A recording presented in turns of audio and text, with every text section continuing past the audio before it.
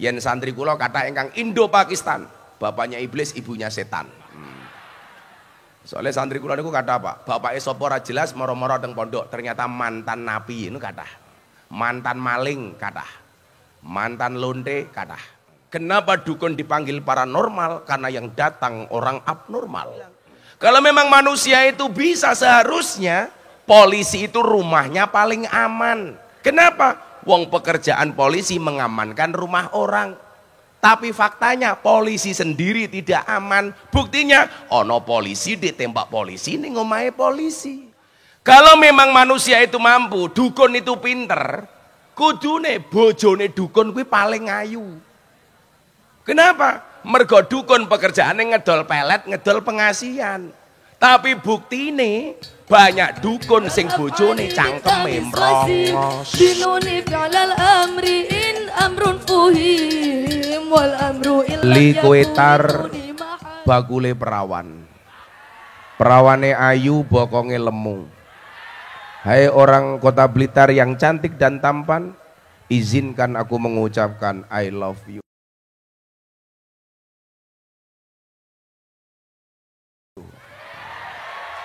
Saya bersyukur malam hari ini rangkaian tur dakwah saya ke Jawa Timur bisa sowan ke Kota Blitar yang akhir-akhir ini alhamdulillah lumayan viral. Blitar kota dukun. Oh tenan.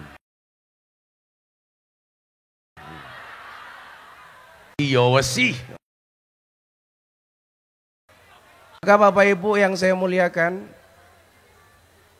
saya punya memori yang cukup banyak dengan Kota Blitar, dengan Blitar secara umum. Salah satunya adalah saat usia saya 6 tahun, sekitar tahun 1986 atau 87, oleh bapak saya, kebetulan saya lahirnya di Lampung, tapi mbah saya Ponorogo.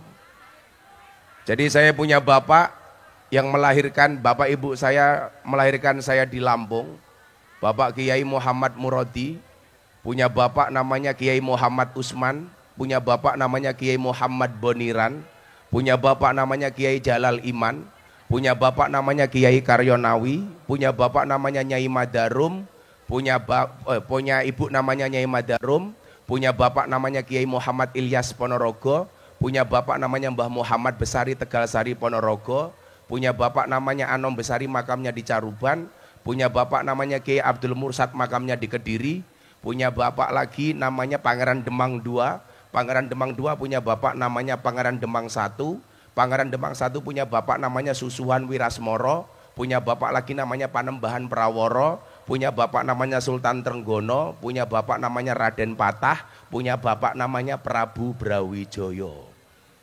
Tapi selama ini saya malu kalau ngomong mbah. Soalnya apa? Mbah saya Muhammad Besari punya cucu Hasan Besari, itu punya murid besar namanya Ontowiryo. Ontowiryo itu orang Yogyakarta. Nama komplitnya Ki Haji Bendoro Raden Mas Abdul Hamid Ontowiryo Mustahreru Cokro Senopati Engalogo Sayyidin Panotogomo Amirul Mukminin Khalifatullah Tanah Jawa, pahlawan Goa Selarong, Pangeran Diponegoro. Saya malu ngomong ke mbah saya. Mbah saya murite Pangeran Diponegoro, duwe murid kaya Pangeran Diponegoro. Sementara saya anak cucunya mung duwe murid para begenggek lan lonte, kan saya malu. Makanya saya juarang Pak Ki, ngomong nasab itu saya malu. Karena saya ingat betul wasyarrul alamina dawul humuli fa idza fa akhirtahum dzakarul jududa. Kita itu sering membanggakan nasab sementara kita bukan siapa-siapa. Maka dulu ketika ada kiai besar di Jawa Tengah minta saya jadi calon menantunya, saya nggak mau. Gus, kue tak pek mantu. Tak jawab, mungkin rien Pak Kiai. Akhirnya saya tolak, alasan saya apa? Kabeh santri pengen dadi mantuku kok kue nolak karepku ngopoli. Kula jawab, kula lak duwe maratuwa wong ampuh, wong gede, kula mikir. Sing kula pikir nopo? Lak sesuk satu saat aku iso dadi gede, orang akan mengatakan lumrah Miftah kai gede, wong duwe maratuwa gede. Tapi lak kula ra iso gede, orang akan mengatakan, "Halah gobloke Miftah, duwe maratuwa gede kok mantune ora iso gede." Maka saat itu kula ndonga kali Gusti Allah, "Ya Allah ya Rabb, kula njaluk maratuwa sing biasa-biasa mawon, bila perlu gampang tak apusi." Salat istikharah, akhirnya alhamdulillah Kiai, kula dapat maratuwa gampang tak apusi.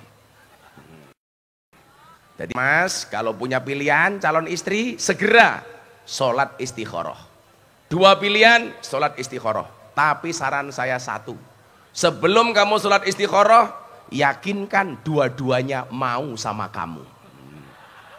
Nah, yang menjadi persoalan, ora gelem kok mau istikharah tetap ora gelem. Akhirnya kowe nangis nganggo kuwutnya Gus Miftah. Bila surat Yusufku tidak mampu meluluhkan hatimu, izinkan kulantunkan surat Yasin sebagai penutup kisah hidupmu. Nah, sing kula critake mboten niku nih. Dadi kula niku Ponorogo tapi lahir teng Lampung, mbah kula teng Kediri wonten Mbah Abdullah Mursad menika. Istilah kerane napa, Pak? Puja Kesuma, putra Jawa kelahiran Sumatera. Yen santri kula kathah ingkang Indo-Pakistan. Bapaknya iblis, ibunya setan. Soalnya santri kula niku kata apa? Bapaknya sapa ora jelas, moro-moro teng pondok, ternyata mantan napi itu kata. Mantan maling kata. Mantan lonte kata. Nah, zaman kula usia 6 tahun, kali bapak kula diajak sowan teng Blitar, Pak. Dulu Blitar punya macan panggung. Namanya Syekh Yusuf Yasin, Mbah Yasin. Yasin Yusuf balik. Lah sing sepuh-sepuh niki masih tasik kelingan, memori tentang Mbah Yasin. Daerah pundi nggih? Demangan. Kadipaten Blitar. Kula diajak sowan kali abah kula teng ngene Mbah Yasin Yusuf. Niku macan panggungnya Jawa Timur waktu itu. Siapa yang tidak kenal dengan kemasyhuran Mbah Yasin? Mila niku nyuwun sewu, Blitar niki aneh. Biyen ana wong kondang namanya Yusuf Yasin. Saiki Samsudin.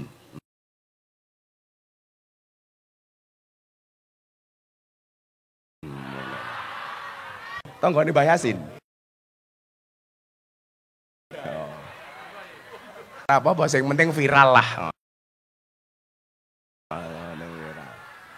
Tapi gara-gara kasusnya Mas Samsudin niku, saya bahas di podcastnya Atta Halilintar tentang perdukunan. Saya tidak ora urusan karo soal dukune, tapi saya pengen mengedukasi masyarakat. Atta takon kula, apa hukumnya nekani dukun Gus? Saya jawab pakai dalil. Man ata arafan au kahinan fasadaqahu bima yaqul faqad kafara bima unzila ala Muhammadin. Barang siapa yang mendatangi araf niku napa? Tukang ramal, au kahinan atau dukun, fasadaqahu bima yaqul, dan dia mempercayai apa yang dikatakan oleh kahin atau araf, faqad kafara bima unzila ala Muhammadin, maka benar-benar dia telah kufur atas apa yang diturunkan kepada Nabi Muhammad. Kemudian Atta takon kula, apa bener Gus yen maca wesi ya wesi kebal tenan? Tak jawab, jajal cangkemmu ngucap kuwi tak bacok, tedas apa ora. Akhirnya takon ngomong ngeten kali kula, Gus, kenapa dukun itu dipanggil paranormal? Kula jawab, iya Mas Atta, kenapa dukun dipanggil paranormal? Karena yang datang orang abnormal. Kenapa dukun dipanggil orang pinter? Karena yang datang orang goblok. Nah, ada satu kalimat yang membuat dukun tersinggung. Kan kula matur ngeten nggih. Manusia itu mampu karena dimampukan oleh Allah yang Maha Mampu. Kalau memang manusia itu mampu sendiri, seharusnya guru itu anaknya paling pinter. Kenapa? Karena guru pekerjaannya memintarkan anak orang lain. Tapi buktinya banyak guru yang anaknya goblok. Berarti guru nggak bisa apa-apa. Kalau memang orang itu bisa, seharusnya dokter itu badannya paling sehat. Kenapa? Karena dokter pekerjaannya menyehatkan orang lain, tapi buktinya dokter juga sakit. Bahkan di Jogja saya punya teman dokter THT, telinga, hidung, tenggorokan, orangnya malah budek. Berarti dokter juga nggak bisa apa-apa gitu. Kalau memang manusia itu bisa, seharusnya kuli bangunan itu harusnya rumahnya paling bagus. Kenapa? Karena kuli bangunan pekerjaannya membuatkan rumah orang. Tapi buktinya banyak kuli bangunan nggak punya rumah. Berarti kuli bangunan nggak bisa apa-apa. Nah kemarin saya ngaji sama Pak Kapolri di Probolinggo, saya bilang, kalau memang manusia itu bisa, seharusnya polisi itu rumahnya paling aman. Kenapa? Wong pekerjaan polisi mengamankan rumah orang. Tapi faktanya polisi sendiri tidak aman. Buktinya ono polisi ditembak polisi ning omahe polisi.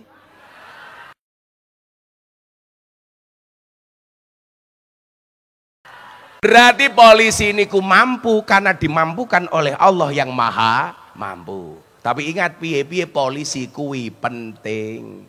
Ora kabeh polisi kelakuane kaya Sambo. Itu kesalahan pribadi, bukan lembaga polisi. Mosok wong gen kula kurang ajar Pak Ge. Mosok ana kanca-kanca kula bintara olahraga. Dilokke Sambo. Seolah-olah kabeh polisi kaya Sambo. Lah, dukun niku nesu kalih kula gara-gara kula ngomong ngeten. Kalau memang manusia itu mampu, dukun itu pinter, kudune bojone dukun kuwi paling ayu. Kenapa? Mergo dukun pekerjaane ngedol pelet, ngedol pengasihan. Tapi buktine banyak dukun sing bojone cangkeme mrongos. Berarti dukun ora iso apa-apa. Lah kalimat itu dipermasalahkan oleh pengacara dukun. Saya dilaporkan ke Polres Jakarta Selatan atas dugaan pelanggaran KUHP pasal tentang penistaan dukun. Aku mbaten ki pasale apa? Nyuwun sewu. Secara ilmiah kita jawab, dilaporke kula ora urusan. Nah, balik teng Mbah Yasin niku wau. Zaman kula umur 6 tahun Mbah Yasin gawe pengajian. Mbah Yasin itu Pak Kiai salah satu tokoh yang mampu menghidupkan malam Lailatul Ijtima Nahdlatul Ulama. Karena beliau memang luar biasa. Singkat cerita, Mbah Yasin turun dari panggung, sirah kula niku didemok kali Mbah Yasin. Beliau mengatakan kepada bapak saya, bahasane persis ngoten niki. Pak Muradi, sesuk dalem matamu dalem bapakku kuwi. Jomblo iki ketok ya. Jomblo malam Jumat turu dhewe, halah-halah. Sing pas yo iki rondo. Muradi, nggih kula Kiai. Titenono ya. Sesuk anakmu iki cangkeme bakale dadi. Dadi kula tahun 86 niku wis dicangkem-cangkemke Mbah Yasin. Sesuk anakmu iki cangkeme bakale dadi. Kiai-kiai sepuh seneng karo anakmu. Tapi cah nom-nom iki oke sing ra seneng karo anakmu. Terbukti, Pak. Yang saya muliakan. Salah satu yang paling sulit di Nahdlatul Ulama niku napa to sak janjane? Kula tak matur. Persatuan. Dhewe niki kon biyen lak kon akur niku wangel, Pak. Coba kita lihat. Survei LSI tahun 2021. Jumlah warga Nahdlatul Ulama di Indonesia niku pinten, Pak? 49,8% dari total muslim di Indonesia. Orang Indonesia jumlahnya 275 juta. 85%-nya muslim. Dari 85% yang muslim, dari 275 berarti orang Islam sekitar 250-an juta. Kalau orang NU itu 49,8%, berarti nyuwun sewu, wong NU niku totale pinten? Hampir 120 juta. Kalau seandainya wong NU niku kompak akur, jangankan nyalon wali kota, Pak. Nyalon gubernur mesti dadi, nyalon presiden mesti dadi. Pak Jokowi niku dadi presiden sing milih 90 juta. Wong NU 120 juta. Pertanyaan nih, nopo awake dhewe niki lak nyalon ra tau dadi? Bahkan mendekati tahun politik, banyak orang yang mendadak NU. Ngerti-ngerti kopiahe NU. Ngerti-ngerti serbane NU. Sing kopiahe NU tak dongake mlebu surga. Kopiahe.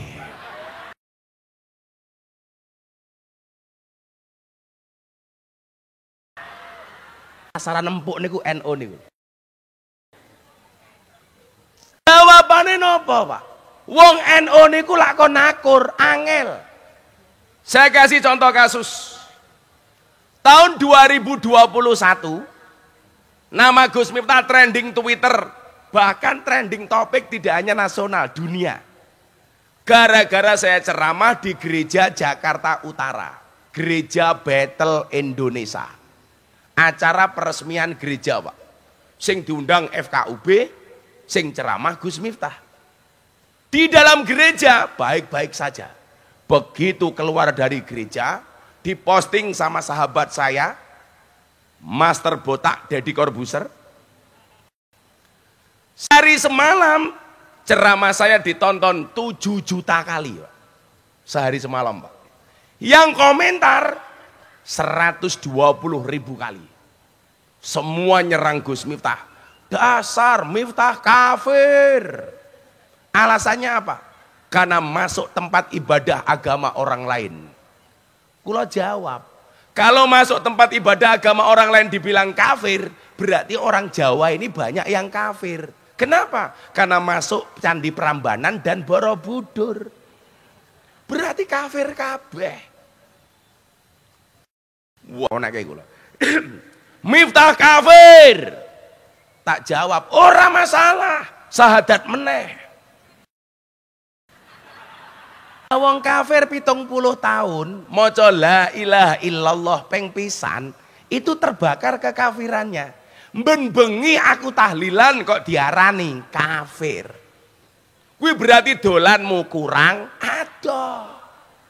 Turumu kurang bengi. Kancamu kurang oke. Kopimu wis adem.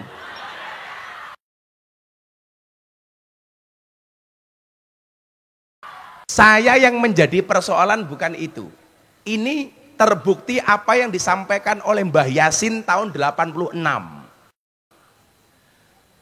3 pagi, saya ngantuk pol, ditelepon sama sahabat saya dari Australia, Profesor Nadir Shah. Saya dicarikan dalil tentang bolehnya orang masuk gereja dalam kitab Mausu'ah. Kula ajeng sholat tahajud kali santri, ngantuk wong dereng turu, kula maca kitabe, ndelalah ana sing salah.